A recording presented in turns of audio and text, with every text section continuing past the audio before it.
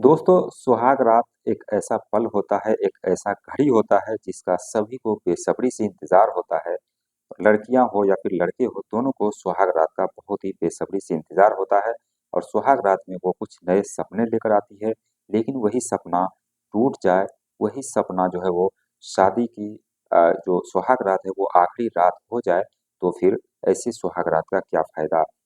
यही होता है एक लड़की शादी करके अपने ससुराल जाती है, ससुराल जाने के बाद जैसे ही उसकी सुहाग रात आती है, करीब 3 दिन तक वो लड़की उस लड़के से सुहाग रात तो मनाती है, लेकिन चौथे दिन वो कहती है, मुझे अब तुम्हारे साथ नहीं रहना क्योंकि उस लड़के का जो प्राइवेट पार्ट था दोस्तों वो इंसानों जैसा था ही नहीं और उस लड़की की जो हालत हुई थी और उसके बाद क्या होता है उस लड़की का, वो आगे हम वीडियो में एक्सप्लेन करेंगे।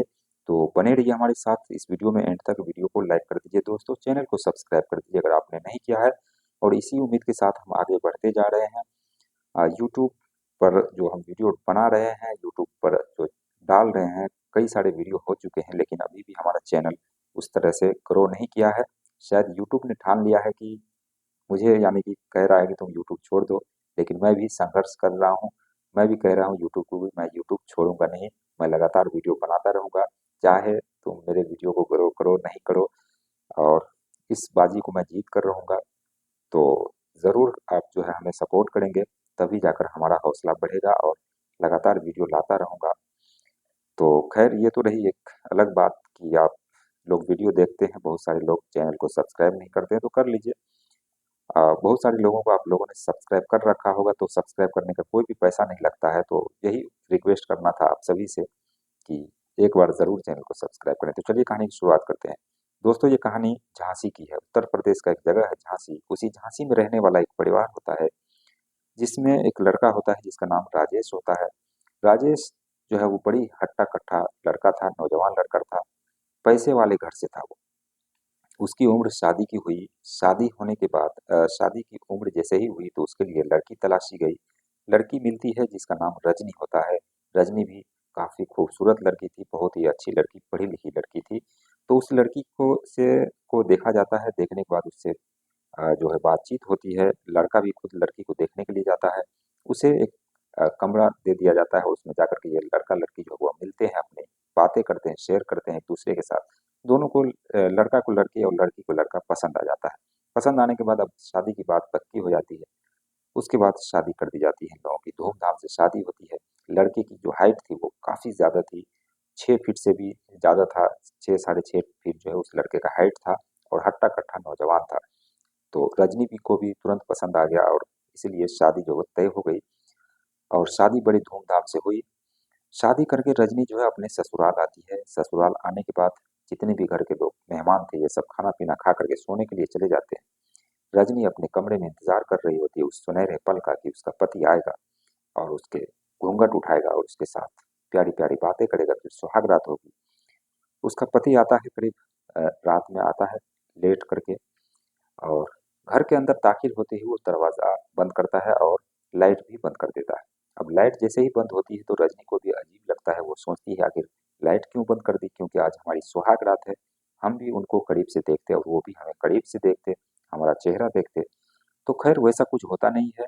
राजेश जो है वो लाइट बंद करता है, लाइट बंद करने के बाद सीधे वो अ, पलंग पर जाता है, उस लड़की के पास उससे अंधेरे में ही बातचीत करता है, सारी चीज़ें करता है, उसके बाद वो सो जाता है। सोने के बाद अब सोते-सोते ये लोग बातें करते हैं लेकिन सुहाग रात मनाने का टाइम आता है, तो राजेश जो है वो उस रजनी की यानी अपनी दुल्हन की कपड़े उतारता है, कपड़े उतारने के बाद खुद अपना कपड़ा उतारता है और सुहाग रात मनाना शुरू कर देता है। लेकिन राजेश जैसे ही सुहाग रात की पहली अ, दहलीज पर जाता है, तो रजनी जो है वो चीखने लगती है, चिल्लाने लगती है, क्योंकि राजेश जो है वो उस लड़की के साथ इस तरीके से संबंध बना रहा था, इस तरीके से उसके साथ वो पेश आ रहा था कि लड़की को बिल्कुल भी बर्दाश्त नहीं हो रहा था। राजेश का जो प्राइवेट पार्ट था, वो कहीं न कहीं इंसानों जैसा था ही नहीं, बल्कि वो बहुत ही बड़ा था, जिससे रजनी को काफ़ी तकलीफ़ हो रही थी और तकलीफ़ वो सह गई उस रात कई बार संबंध बनाने के बाद। अगला दिन आता है, अगला दिन जब आता है तो रजनी जो है वो ठीक से चल भी नहीं पा रही थी, ठीक से बैठ भी नहीं पा रही थी, उसकी हालत ऐसी हो गई थी। तो ये बात जो है लोगों को लगता है कि हाँ, पहली रात थी, सुहाग रात थी, तो इसी वजह से ऐसा हुआ होगा, लेकिन वैसा बिल्कुल भी नहीं था। फिर अगली रात आती है, अगली रात जो दुल्हन है रजनी वो संबंध बनाने से मना करती है, लेकिन राजेश मानता नहीं है और रजनी के साथ वो संबंध बनाना शुरू कर देता है। उस रात भी कई बार वो संबंध बनाता है। उस रात रजनी की जो है वो बिल्कुल ही हालत खराब हो जाती है। वो चीखती चिल्लाती है, लेकिन राजेश टाकट्ठा नौजवान वो रजनी को छोड़ता नहीं है और उसके पर कच्छे उड़ा देता है, एक तरीके से कहें तो। 2 रात हो गई, तीसरी रात आती है तो रजनी बिल्कुल भी तैयार नहीं थी संबंध बनाने के लिए, लेकिन राजेश फिर भी नहीं मानता है। उस रात भी उसके साथ ज़ोर-ज़बरदस्ती कई बार करता है, लेकिन अगला दिन आता है, यानी 3 दिन बीतने के बाद रजनी जो है अपने मायके वालों को फ़ोन करती है, अपनी सहेलियों को फ़ोन करती है और कहती है कि दरअसल ऐसी-ऐसी बात है और मेरे साथ जो हो रहा है, वो मुझे बर्दाश्त नहीं हो रहा है, मुझे काफ़ी तकलीफ़ होती है, बहुत ही दर्द होता है। जिस पर उसकी जो सहेली होती है वो कहती है कि दरअसल ऐसा होता है सुहागरात वाले दिन, जब नई-नई शादी होती है, नई लड़की होती है तो उसके साथ ऐसा होता है। लेकिन रजनी को ये बर्दाश्त नहीं हो रहा था, वो अपनी माँ को भी फ़ोन करती है और कहती है कि दरअसल ऐसी-ऐसी बात है और मेरे साथ कुछ ऐसा हो रहा है, जिससे मुझे काफ़ी तकलीफ़ हो रही है।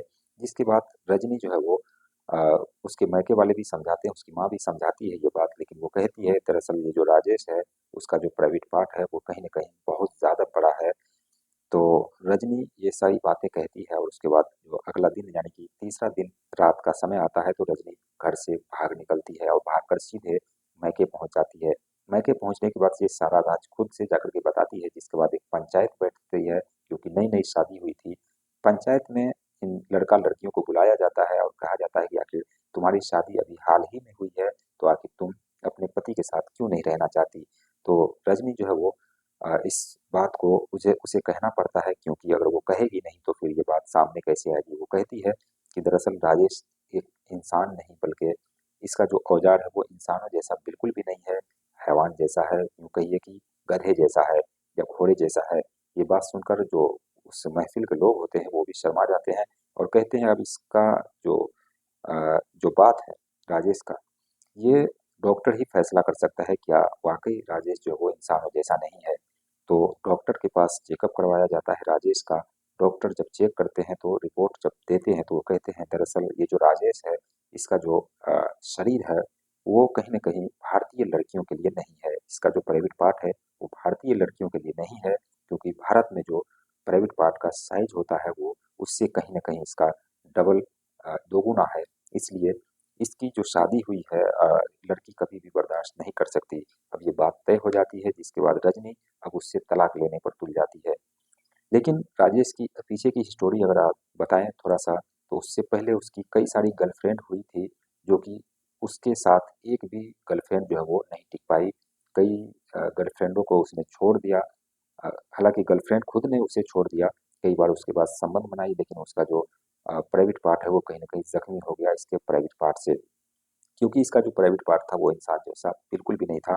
इसलिए रजनी भी उसी महफ़िल में फिर से महफ़िल लगती है, पंचायत लगती है और उस पंचायत में रजनी जो है राजेश को तलाक दे देती है।